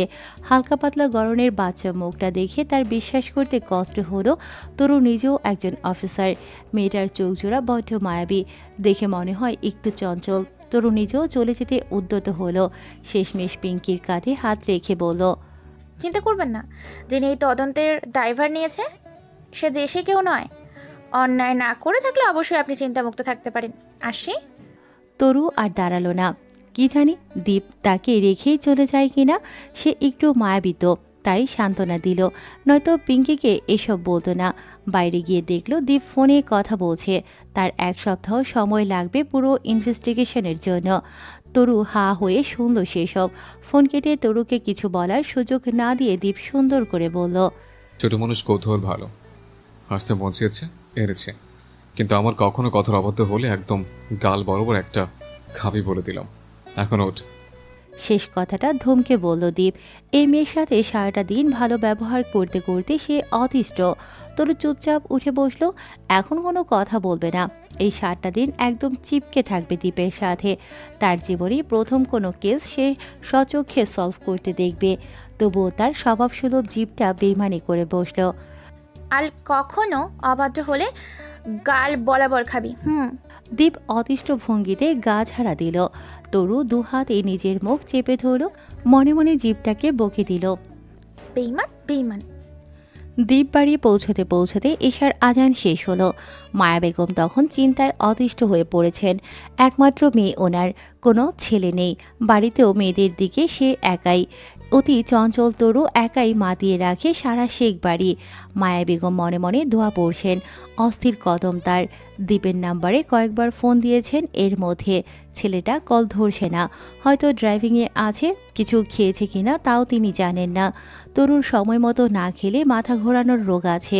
এত বড় মেয়েকে নিয়েও ওনার চিন্তার শেষ নেই। খাওয়া দাওয়ার অনিয়ম ঘটলে বাবা পুরো রাগ ছাড়বেন ওনার ওপরে। ড্রয়িং রুমে বসে তিনি। জাহানারা এবার পাশে এসে বসলেন। জায়ের কাঁধে হাত রেখে বললেন, চিন্তা করছিস কেন মেজু? দীপ আছে না? সেজন্যই তো একটু কম চিন্তা হচ্ছে আপা, নইলে এতক্ষণে আমার অবস্থা যা তা হয়ে যেত। জাহানারা হেসে দিলেন। কথার মাঝে কোথা থেকে দোয়েল দৌড়ে আসলো। ছোট ছোট পায়ে নুপুরের রিনিঝিনি শব্দ। জাহানারার কাছে ঘেসে বলল, দাদি তার তো আমার তাতে কেলে না। নাদিম তেতে উঠল। এই আমি কি তোর মতো ছোট নাকি? আর ভালো মতো বল, তার তো কি? হ্যাঁ, ধমক খেয়ে মিছিমিছি কেঁদে উঠল দোয়েল। নীলিমা এসে নাদিমকে ধমক দিলেন, ভাইয়ের মেয়েকে কেউ এভাবে কাঁদায় বেদ্যপ ছেলে? আরিশা কোলে নিল মেয়েকে। ফোলা গালে চুমু খেয়ে হাসল সুন্দর করে। নীলিমাকে উদ্দেশ্য করে বলল, ও শুধু শুধু কাঁদছে ছোট মা, ঢঙ্গি মেয়ে একটা, একদম ফুপুর মতো হয়েছে। আব্বু আসলে তোমার নামে বিতাল দেব, বলে মারবে। নাক টানতে টানতে জবাব দিল দোয়েল। উপস্থিত সবাই হেসে উঠল, শুধু নাদিম ছাড়া। সে হনহন করে রুমে চলে গেল। মায়া বেগম নিজেও বললেন, তরুর কিছু বাকি রাখেনি, একদম ওইটার মতোই হয়েছে। তাদের কথার মাঝখানে গাড়ির শব্দ পাওয়া গেল। শব্দটা দ্বীপের বাইকের। উৎসুক প্রত্যেকটা চোখ দরজায় চেয়ে। সে সময় দ্বীপের পেছন পেছন তরু ঢুকলো। দ্বীপ গটগট করে উপরে চলে গেল। তার শরীর ম্যাচ ম্যাচ করছে। এক একটি পায়ের ধাপে তাল মিলিয়ে জাহানারা বেগম ছেলের দিকে মায়া ভরে চেয়ে থাকেন। তাসিনের থেকেও ফর্সা দ্বীপ। এই যে ড্রয়িং রুম জুড়ে তার 3 মা ভাবি বসে আছে, সেই খেয়াল ছেলেটার আছে? দিব্যি সিঁড়ির রেলিং ধরে চলে যাচ্ছে। জাহানারা কতক্ষণ দ্বীপের ৮-৭ পৃষ্ঠে চেয়ে থেকে চোখ ফিরিয়ে নিলেন। সন্তানের ওপর মায়ের বেশি নজর ভালো না। তিনি সোফা ছেড়ে উঠে গেলেন। মনে মনে মাশাল্লাহ আওড়াতেও ভুললেন না। দুটো ছেলেকে একত্রে দেখলে ওনার মন প্রাণ জুড়িয়ে যায়। ছেলেগুলো তার। যতবার আম্মু বলে ডাক দেয় ততবার হৃদয় শীতল হয়ে ওঠে ওনার। তরু গিয়ে সোফায় বসলো। এতক্ষণ বাইরে ছিল বলে টের পায়নি। এখন সত্যিই ক্লান্ত লাগছে। সে গিয়ে সোফায় শরীর ছেড়ে দিল। গলার সাদা ওড়নাটা একটু ঢিলে করে মাথায় বাঁধা কাঁটাটা এক টানে খুলে ফেলল। চুলগুলো সোফার পেছনে দিয়ে ঘাড় ছেড়ে দিল সোফার মাথায়। ঘুম পাচ্ছে, কিন্তু শরীর কেমন কিসমিস করছে। হয়তো ধুলোবালির জন্য একটা লম্বা শাওয়ার দরকার, পরে না হয় ঘুমানো যাবে। আরিশার কাঁধে মাথা রেখে দোয়েল ঘুমিয়ে পড়েছে। সে মেয়েটার পিঠে হাত বুলিয়ে তরুকে জিজ্ঞেস করল, কিছু খাবে ননদিনী? না ভাবি, খেয়ে এসেছি, এক গ্লাস পানি দাও। মেয়েকে দেখে মায়া বেগম আগেই পানি আনতে গিয়েছেন। তবে শুধু পানি না এনে 2 গ্লাস শরবত এনে মেয়ের হাতে দিলেন তিনি। বললেন অতিষ্ঠ গলায়, ঘোরাঘুরির শখ মিটেছে? তরু চোখ বন্ধ করেও তেরা জবাব দিল, একটুও না। মায়া বেগম কেমন জ্বলে উঠলেন। আরিশাকে বললেন, দেখলে বৌমা, মরলেও এর মুখ দিয়ে ভালো কথা বের হবে না, একটু শাসনও করা যাবে না, নবাব কোথাকার।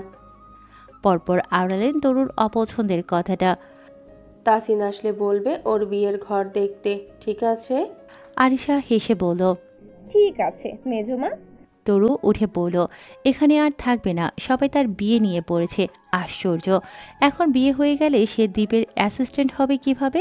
রেগে গিয়ে বলল, সারাদিন তোমাদের আর কাজ নেই, বিয়ে বিয়ে বিয়ে। তো একটু ভালো হতে পারিস না? মায়া বেগম অসন্তুষ্ট চিত্তে চলে যেতে নিল। আরিশা মুখ চেপে হাসি আটকে বলল, তা সারা জীবন সিঙ্গেল থাকবে নাকি গো? তরু মিছিমিছি কাদার ভান করল, কণ্ঠে কষ্টটুকু জাহির করল। তোমরা কেউ আমায় দেখতে পারো না, আমি বুঝি না নাকি? তার চলে যাওয়ার দেহটাকে উদ্দেশ্য করে মায়া বললেন, এই শরবতটা দ্বীপের জন্য নিয়ে যা। সে দ্বিরুক্তি না করে শরবতের গ্লাস নিয়ে হাঁটা ধরল। দ্বীপের ঘরে এসে তাকে পেল না। ওয়াশরুম থেকে শব্দ আসছে। নিশ্চয়ই গোসল করছে, তারও সেটা প্রয়োজন এখন। হেঁটে গিয়ে টেবিলের উপর শরবতের গ্লাসটা রাখলো। স্টাডি টেবিলের সামনে চেয়ারে গিয়ে নিঃশব্দে বসলো।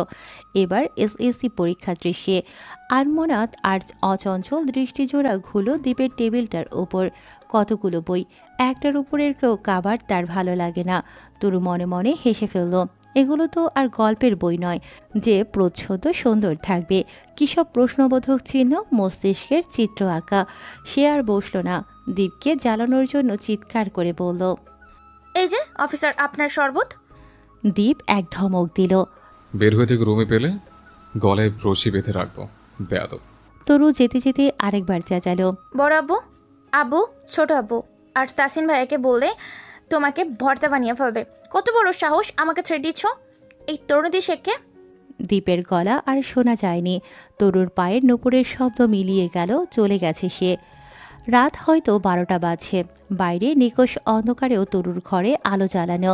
বাবা চাচারা সবাই ঘুমে এখন। আজকে কলেজে যায়নি বিধায় বান্ধবীর কাছ থেকে পড়া জেনেছে তরু। 1 মাস পরেই টেস্ট পরীক্ষা, প্রচুর পড়তে হবে। সারা রাত তাই সে চিন্তা করলো পড়ালেখা করেই কাটাবে। ততক্ষণে তার ধ্যান থেকে দ্বীপের বিষয়টা চলে গেছে। বাইরে থেকে এসে আর খাওয়া দাওয়া হয়নি। গোসল করে ঘর থেকে বের হয়নি, যদিও মায়া এসে ডেকে গেছেন। এখন পেটে ইঁদুর দৌড়াচ্ছে। তরুর মুখটা বৃত্তিস্পৃহায় তেতো হয়ে গেল। মাত্র পড়ার ভেতর ঢুকেছে, তার মধ্যে আরেক উটকো ঝামেলা। মেয়েটা ভাবলো ফ্রিজে গিয়ে দেখবে কিছু আছে কিনা। আপাতত কিছু একটা মুখে দিলেই পেটে একটু শান্তি মিলবে। উঠে গিয়ে নিঃশব্দে দরজা খুলে বের হলো সে। নিজের ফোনের ফ্ল্যাশ লাইট জ্বালিয়ে নিল। সে নিঃশব্দে তখন রান্নাঘরের ফ্রিজ থেকে মিষ্টি খাচ্ছে। মিষ্টি খাওয়া শেষ হলে এবার একটা আপেল হাতে নিল। আপাতত এখন এটা নিয়েই রুমে কেটে পড়বে। রুমের মধ্যে পানি আছে। তার পেছনে ফেরার সাথে সাথেই আবছায়া একটা ছায়া এসে দাঁড়ালো রান্নাঘরের দোরগোড়ায়। তরু খানিক পিট পিট করে চেয়ে বুঝলো এটা দীপ। তবে এত রাতে সে এখানে কেন সেটা বের করতে পারল না। চোখে মুখে অগাধ প্রশ্ন নিয়েই তাকিয়ে রইল তার দিকে। অন্ধকার সহনশীল দুজনের হাতেই ফোনের টর্চ জ্বালানো। দীপ এসেছিল এক কাপ কফি নিতে। কেস স্টাডি করতে করতে কফির মন চাইল। তরুও খেয়াল করেছে এই যে এখন খাম্বার মতো দাঁড়িয়ে। তার চিকন লম্বা শরীরটা অদ্ভুত দেখাচ্ছে। পরনের কামিজটা হাঁটুর একটু নিচে। তন্মধ্যে তরু নিজেই ডাক দিল, দীপ ভাই। দীপ চমকালো না, ভরকালো না।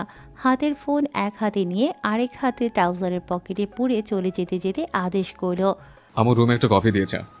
তরু ভয়ে ছলকে উঠল। কেমন গা ছমছমে গলার স্বর। মনে হচ্ছে কাউকে খুন করতে এসেছে। বুকে থুথু দিল তরু। দীপকে দেখেও সে এমন ভয় পায়নি। একজন প্রাপ্তবয়স্ক সুপুরুষের গলার স্বর বুঝি আধারে এতটাই গমগমে হয় নাকি তরুর কাছেই এমন মনে হলো। কূপের চেয়েও গভীর সেই কণ্ঠ।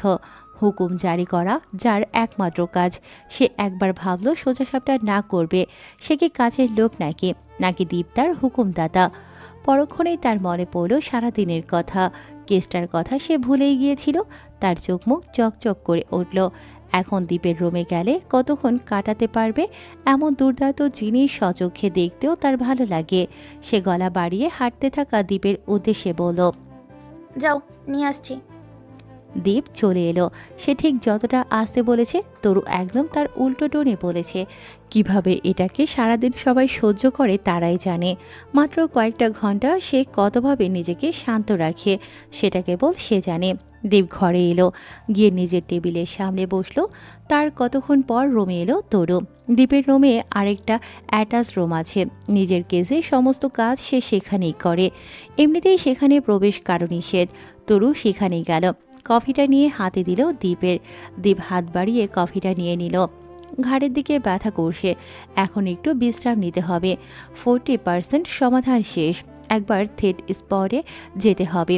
যদি কিছু ক্লু মিলে। তরু তখনও ঠায় দাঁড়িয়ে এক ধ্যানে দীপকে দেখছে সে। দীপ কফিতে চুমুক দিয়ে গম্ভীর মুখে জানতে চাইল, কিছু বলবি? তরু বসতে চাইছে। তার হাবভাবেই তার স্পষ্ট। দেখে মনে হচ্ছে পায়ের ব্যথায় সে অতিষ্ঠ। ছটফটে কণ্ঠে বলল, বসি। হ্যাঁ। দীপ কফিতে আরেক চুমুক দিয়ে নিরেট স্বরে বলল, তুই না বললি তোর বাবা চাচারা মিলে আমায় ভর্তা বানাবে? তরু মনে মনে ভেঙচি কাটল। খোঁচা মারা স্বভাব। একটু আলগোছে জিভে কামড়ও বসালো। বসলো একদম দ্বীপের সামনে। নিজের হয়ে বাহানা বানালো, ও তেমনি ফান করেছি বলেই মেঘি হাসলো। চোখ ঘুরালো দ্বীপের সামনের অংশটুকুতে। সেখানে আশাদের ছবি, পিঙ্গির ছবি, কবির সাহেবের ছবি, আইরিনের, সাজ্জাদের, কয়েকটা নাম্বার, মির্জাদের সকল লোকের ছবি, হুমকিপত্র, কতগুলো ফাইল। তরুর মাথা ঘুরে উঠল। এত কিছু দরকার শুধু একটা কেসের জন্য? এত মানুষের মুখ মনে রাখতে রাখতেই তো সে শেষ হয়ে যাবে। কি কঠিন কাজ। মাথা ঘুরিয়ে দ্বীপের দিকে চেয়ে ডাকলো স্বভাব সুলভ, দীপ ভাই। দ্বীপের আনমনা জবাব, দৃষ্টি অন্যদিকে। আমার মনে হয় খুনটা কবির তালুকদার করেছেন। নিঃশব্দ রুমে তরুর এহেন কথা যেন বজ্রপাত ঘটালো। যদিও কথাটা সে আন্দাজে বলেছে, সে জানে দীপ কাজের সময় হেয়ালি পছন্দ করে না। এখন তার চোখে মুখে উৎকণ্ঠা। কি জানি এক ধমক দিয়ে বসে কিনা। দ্বীপের কফি খাওয়া হাতটা একটু থামলো। তরু সেটাও লক্ষ্য করেছে। দ্বীপের কণ্ঠ শান্ত শোনা গেল। তাকে শুধালো, তোর এমন মনে হলো কেন? তরু আরও একবার সবকিছু চোখে দেখে নিল। যাক, দীপ ধমক দেয়নি। সে উঠে দাঁড়িয়ে আশাদের ছবিটা হাতে নিয়ে বলল, এখনকার নেতারা অনেক লোভী দীপ ভাই। তার প্রতিপক্ষ দলকে হারানোর জন্য যে কোনো কিছু করতে পারে। সেক্ষেত্রে উনি নিজের ছেলেকে নিজে খুন করে তাদের উপর দোষ চাপাতে, এটা কি অস্বাভাবিক নাকি? তুমি লক্ষ্য করেছো ভাইয়া, উনি যখন মির্জাদের সম্পর্কে বলছিলেন ওনার চোখ দুটো কেমন জলজল করছিল। মনে হচ্ছিল প্রচণ্ড আক্রোশ নিয়ে কথা বলছেন তিনি। দীপ নিজেও তো সেটা লক্ষ্য করেছে। তবে তার যতটুকু মনে আছে তরু তখন বড্ড ইমোশনাল মোডে ছিল। এসব তরুর দেখার বিষয় না। তবুও সে মাথা দুলিয়ে তরুর কথায় সায় দিল, ব্রিলিয়ান্ট। আমার মনে হয়েছিল আচ্ছা, তোর পিঙ্কিংয়ে সন্দেহ হয় না? রাত 1টা বাজবে হয়তো।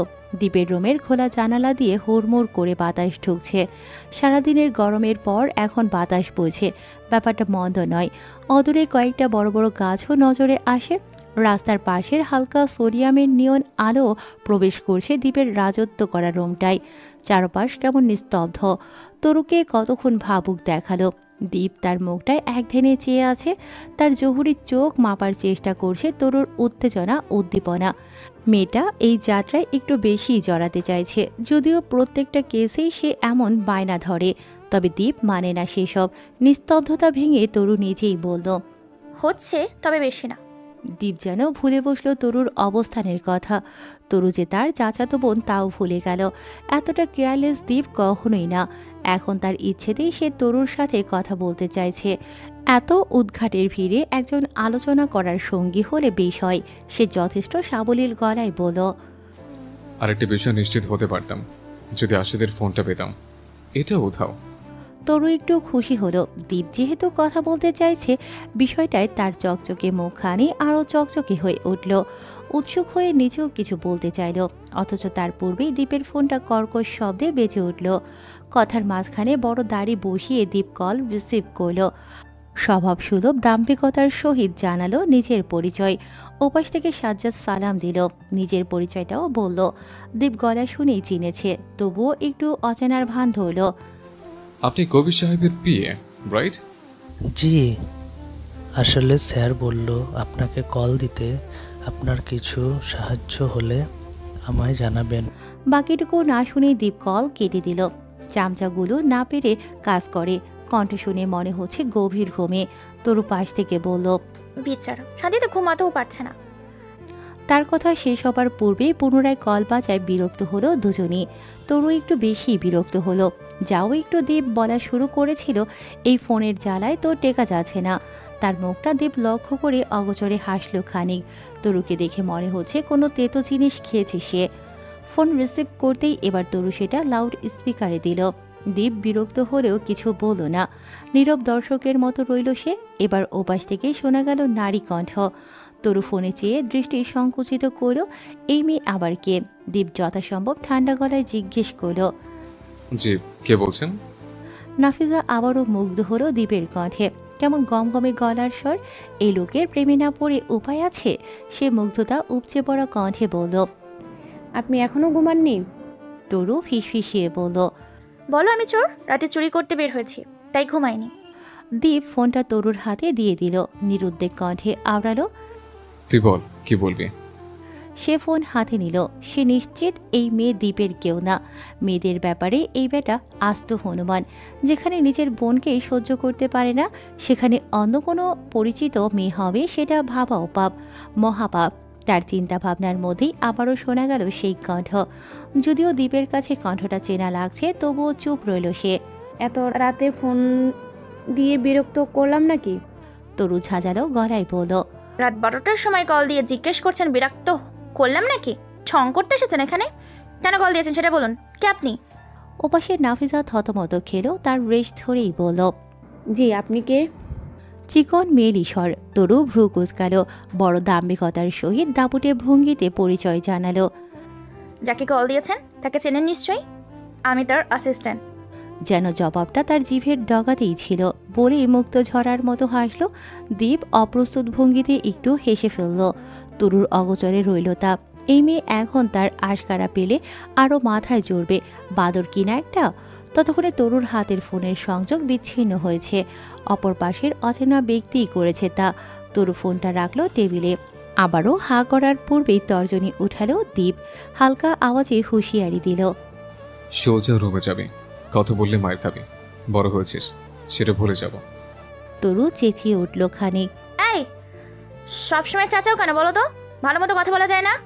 দ্বীপ এক ভ্রু উচালো। তোর থেকে এখন ভালো কথা শিখতে হবে। তরুর হাবভাব তখন চোরের মতো চুপসে গেছে। এমনটা নয় সে ভীতু, তবে লোকটার চোখগুলো কি ভয়ানক বাবা! তাও আবার বয়সে বড়। চড়থাপ্পড় খেয়ে কাকে বিচার দেবে সে? নিজেই তো বেয়াদবি করেছে, তবুও সাহস জুগিয়ে মিনমিন করে বলল, যাব না। কারণ? কারণ নেই কোনো। এই দীপ ভাই।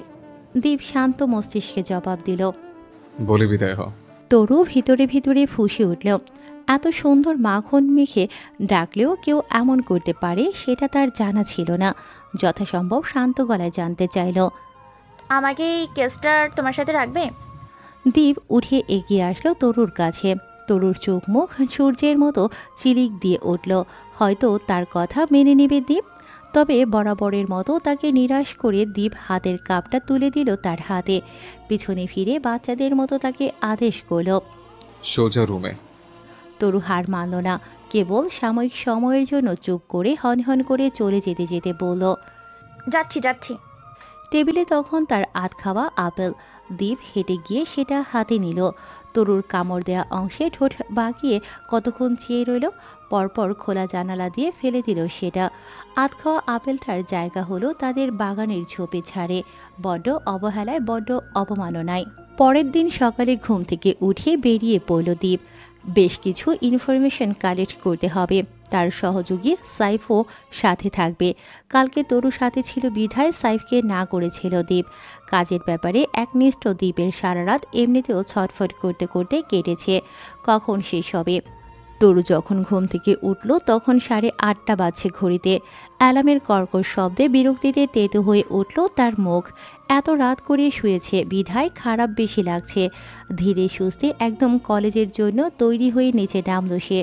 আসার পথে একবার দ্বীপের রুমেও উকি দিল। বিছানাটা পুরো দস্তর ফাঁকা পড়ে আছে, যদিও সেটা গোছানো।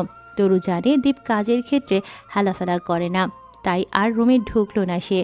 দৌড়টা চাপিয়ে নিঃশব্দে সিঁড়িতে পা রাখল। ডাইনিং টেবিলে তখন পুরুষদের মধ্যে শুধু তাসিন উপস্থিত। তার পাশে দাঁড়িয়ে আরিশা। তা দেখে মুগ্ধতায় দুচোখ ভরে আসলো তরুর। তাসিনের প্রেমের বিয়ে। দীর্ঘ 3 বছর চুটিয়ে প্রেম করা শেষে 4 বছর আগে বিয়ে হয়েছে দুজনের। দোয়েলের এখন 2.5 বছর। মুখের হাসি ঝুলিয়ে চেয়ারে গিয়ে বসল তরু। ভাবনার সুতো ছিঁড়ে জিজ্ঞেস করলো তাসিনকে, ভাইয়া এখন অফিসে যাওনি? তাসিন এক পলক তরুকে দেখল, ফের খাওয়ায় মনোযোগ দিয়ে বলল, আজকে একটা মিটিং আছে 10টায়। কোনো দরকার তোর? অনাগ্রহ চিত্তে দুদিকে মাথা নাড়ল তরু। তরুর ছোট আব্বু এখন পুলিশে কর্মরত।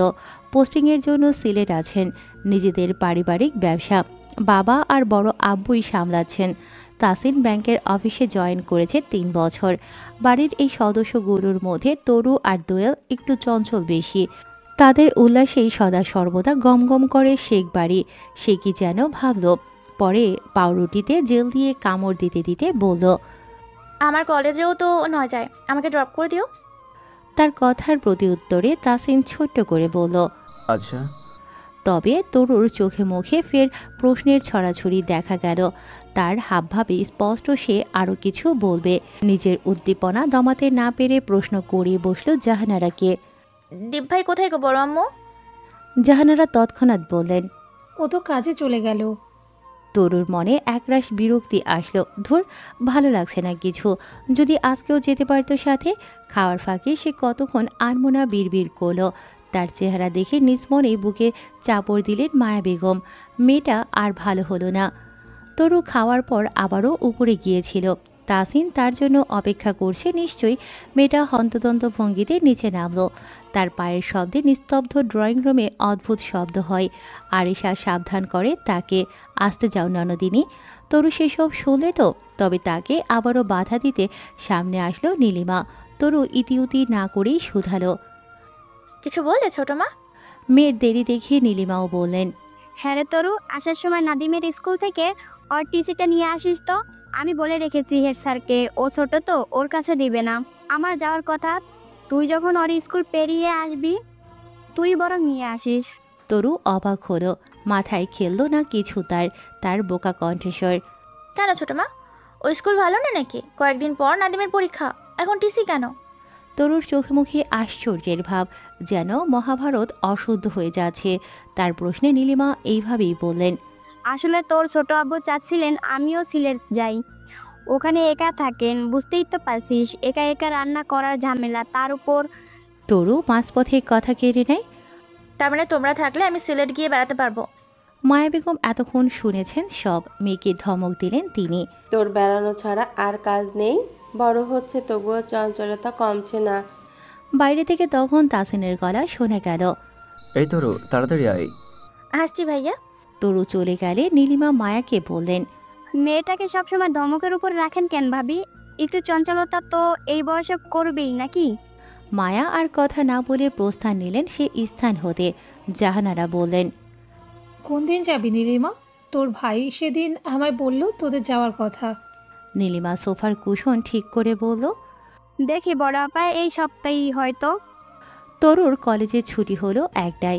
বান্ধবী তিশাকে বিদায় দিয়ে নিজেদের গাড়িতে উঠতে উঠতে তার চোখ পড়ল রাস্তার অপর পাশে। জিন্স টপ পরিহিত মেয়েটাকে কোথায় জানি দেখেছে সে। ড্রাইভারকে বলে সেদিকে এগোলো তরু। ভ্যাবসা গরমে গাড়িটারি এখন কম। তরু নিঃশব্দে আলগোছে গিয়ে দাঁড়ায় সেই মেয়ের পেছনে। হালকা ইতস্তত গলায় ডাক দেয়, আপনি নাফিজা আপু না? পরিবেশটা তখন খানিকটা নীরব। নাফিজা রিস্কার জন্য দাঁড়িয়ে আছে। সময় পেরিয়ে গেলেও খালি রিস্কার দেখা মেলেনি বলে মেয়েটা নিজ ধ্যানে মগ্ন তখন। শুধু দৃষ্টি রাস্তার প্রত্যেকটা খাজে খাজে, এদিকে একদম খেয়াল নেই।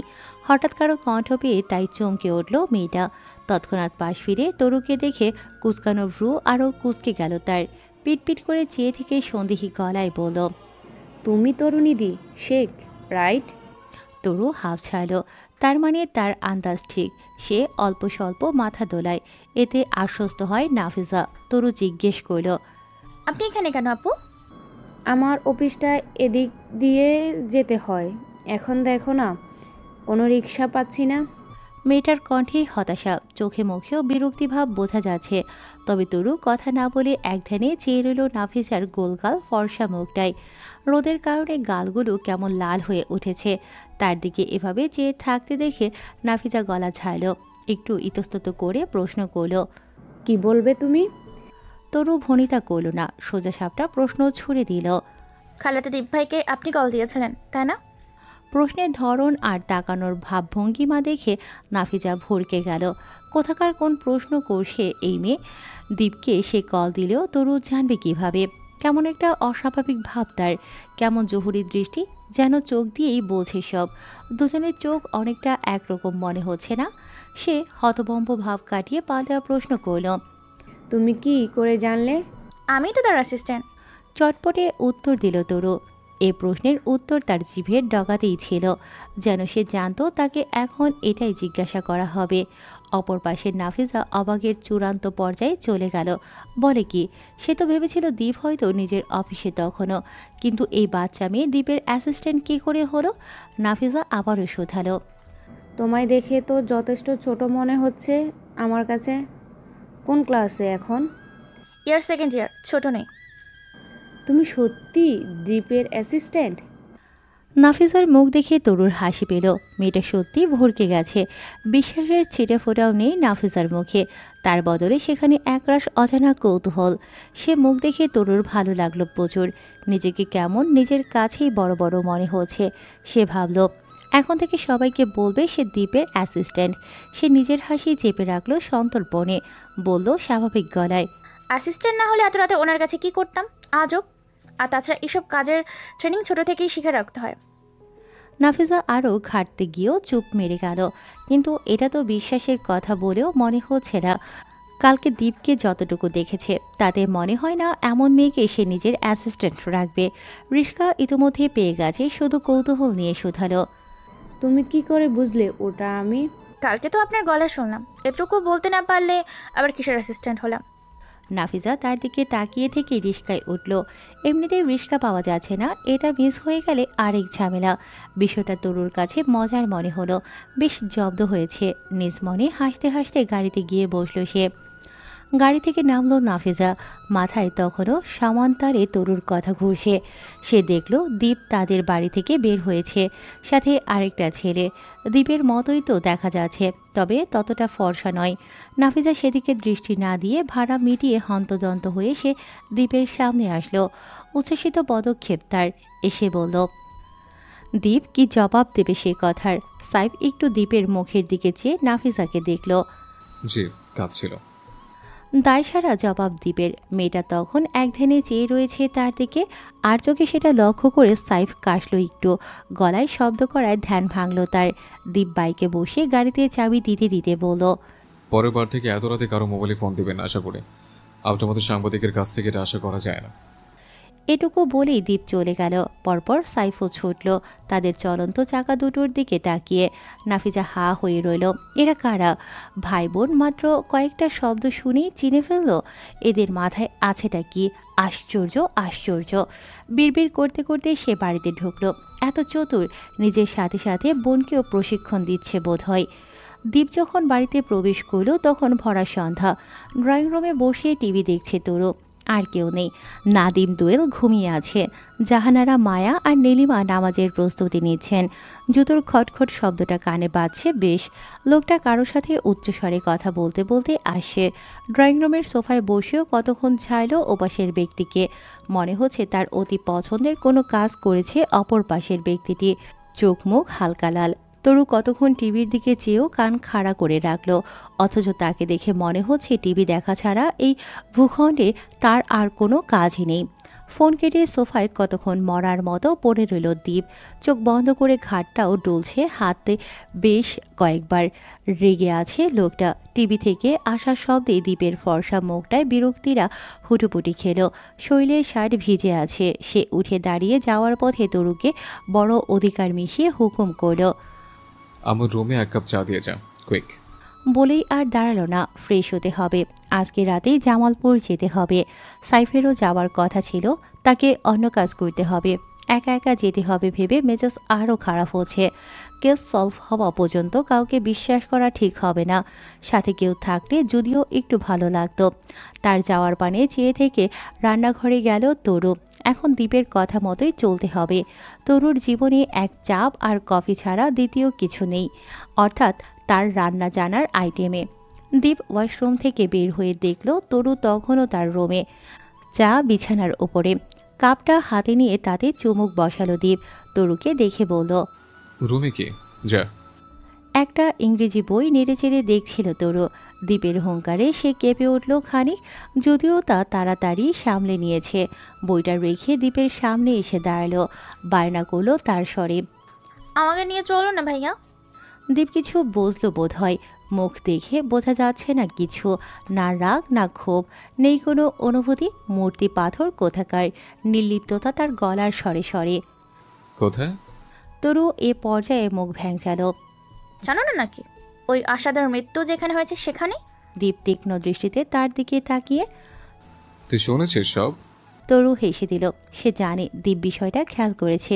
দীপ নিশ্চয়ই ঘাসে মুখ দিয়ে চলে না। তবু প্রশ্নটা শুনে ঠোঁট প্রসারিত করে উত্তর দিল, হ্যাঁ, তুমি ভেবেছিলে আমি টিভি দেখছি তাই না? দেখলে আমি কিন্তু সত্যি তোমার অ্যাসিস্ট্যান্ট হওয়ার যোগ্য দীপ ভাই। কথা ঘুরাবি না। এখন বল, তুই আমার পিছনে পড়েছিস কেন? মতলব কি? তরু আস্তে করে এসে দীপের পাশে বসল। একবার চাইল দীপের শান্ত আঁখি জোড়ায়। মায়ের কাছে শুনেছে দীপের চোখগুলো নাকি ভাষা ভাষা। তরু নিজেও একটু তাকিয়ে রইল সে চোখে। চোখের মণিগুলো কুচকুচে কালো, যেন নিখোঁজ অন্ধকার। সেখানে ধবধবে সাদা চোখে কালো মণির চোখ তরুর বড্ড পছন্দের। এমন চোখ তার ভালো লাগে। কালো মণি দেখলে মনে হয় কেমন টলমলো করছে, যেন কত না বলা কথা সেখানে। একবার তাকালে তাকিয়ে থাকতেই মনে চায়। ধ্যান হারিয়ে যায়। কয়েক সেকেন্ডও অতিবাহিত হলো না বোধ হয়। কোনো এক জড়তায় নিজের আঁখিজোড়া খিচিয়ে ফিরিয়ে নিল তরু। সে বুঝে পায় না হঠাৎ হঠাৎ দীপের চোখে তাকালে কলিজা ধক করে ওঠে কেন। কেন হৃস্পন্দন অস্বাভাবিক হয়ে যায়, মস্তিষ্ক এলোমেলো হয়, তালগোল পাকিয়ে যায় সব কিছু। দীপ কথা বলার সময় এক ধ্যানে তার দিকে চেয়ে থাকে। ঠিক সে সময়টায় তরু চোখ মেলাতে পারে না। মানুষ বলে যে চোখে কথা বলে সে চোখে বেশিক্ষণ তাকিয়ে থাকা যায় না। তরু ছোট থেকে শুনে বড় হয়েছে তার আর দীপের চোখ নাকি কথা বলে। কি দুর্বোধ্য ভাষা! কারো কথার মাঝখানে হঠাৎ তাকালে যে কারো কথা থেমে যাবে। তরু নিজেও তা একবার দেখেছে। সেবার তাদের ক্লাসের এক ছেলেই এসেছিল তাকে প্রপোজ করতে। ছেলেটার অনর্গল কথা বলার ফাঁকে তরু যখন হঠাৎ চাইল, সে ছেলে থতমত খেয়ে চলে গিয়েছিল। আনমনা তরু সেসব ভাবনা বাদ দিল। মুচকি হাসির রেখা ফুটল সেসব মনে করে। দ্বীপের সুগভীর কূপের ন্যায় চোখ থেকে বাঁচতে মেঝের দিকে তাকালো। সেখানে দৃষ্টি রেখেই একদমই বলে গেল, কোনো মতলব নেই দীপ ভাই, প্লিজ এবারের এই কেসটাই তুমি আমাকে তোমার সাথে রাখো। সত্যি বলছি, আর কখনো বলবো না। তোমার একটা সিক্রেট বলি, কালকে তোমাকে রাতে না নাফিস আপু কল দিয়েছিল। চোখে মুখে খুশির ফোয়ারা বইছে তার, যেন এমন একটা রহস্য উন্মোচন করে সে গর্বিত। বোকা তরু বুঝল না তার আগেই দীপ সেটা ধরে ফেলেছে। দীপ আলগোছে উঠে দাঁড়ালো। তরু যতক্ষণে নিচে তাকিয়ে কথাগুলো বলেছে সে ততক্ষণ চেয়েছিল, দেখেছিল ওর মুখটা, চোখ ছোট করে তীক্ষ্ণ দৃষ্টিতে। চায়ের কথা বেমালুম ভুলে গিয়েছিল, ওটা ঠান্ডা হয়ে গেছে। কথা শেষ হলে দীপ সেই ঠান্ডা চায়ের কাপে আবারও চুমুক দিল। সহজ সাবলীর গলায় বলল, চাচ্ছি যখন তখন এটাই শেষবার। রাতেও রেডি থাকবে, আর কাউকে কিছু বলতে হবে না। সকালের আগে বাড়ি ফিরে আসবো। একটু থেমে বলল, নাফিসা ছিল, সেটা আমি বুঝতে পেরেছি। এবার যা। তরু আপন মনে খুশি হয়ে গেল। দীপ এত সহজে মেনে নেবে বুঝতেই পারেনি। সারা শরীরে তার অজানা শিহরণ বয়ে চলল, রোমাঞ্চকর সেই অনুভূতি। কি হবে, কি হতে পারে, ভাবতে ভাবতে রাত 11টা বাজল। আজকে সবাই শুয়ে পড়েছে। 11:30টার দিকে তরুকে নিয়ে বাসে উঠল দীপ। উদ্দেশ্য জামালপুর জেলা। তরু আজকেও সারা রাস্তা হাজারটা কথা বলতে বলতে গেল, কিন্তু জবাব দীপ দিলেও বেশিরভাগ প্রশ্নের জবাব সে দেয়নি। রাতের বাসে ততটাও সময় লাগেনি তাদের। দুজন যখন জামালপুর গেল তখন রাত 2টো।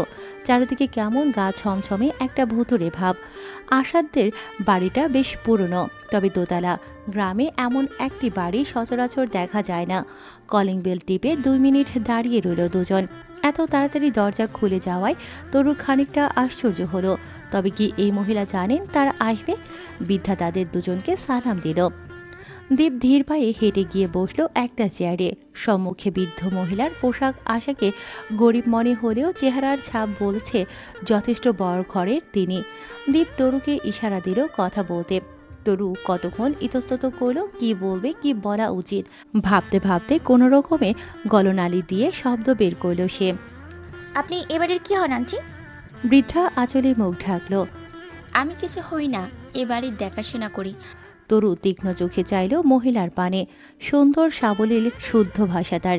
জামালপুরের কাজের মহিলারাও এত ভালোভাবে কথা বলে, অথচ তাদের বাড়ির মহিলাটাও কথা বলে একদম গেও ভাষায়। তরু দু একবার চাইল দ্বীপের দিকে, যার জহুরি দৃষ্টি এদিক ওদিক তাকাতে ব্যস্ত। তরু ফের সন্ধি গলায় আওড়ালো, আপনি মনে হয় কিছু শিক্ষিত, তাই না?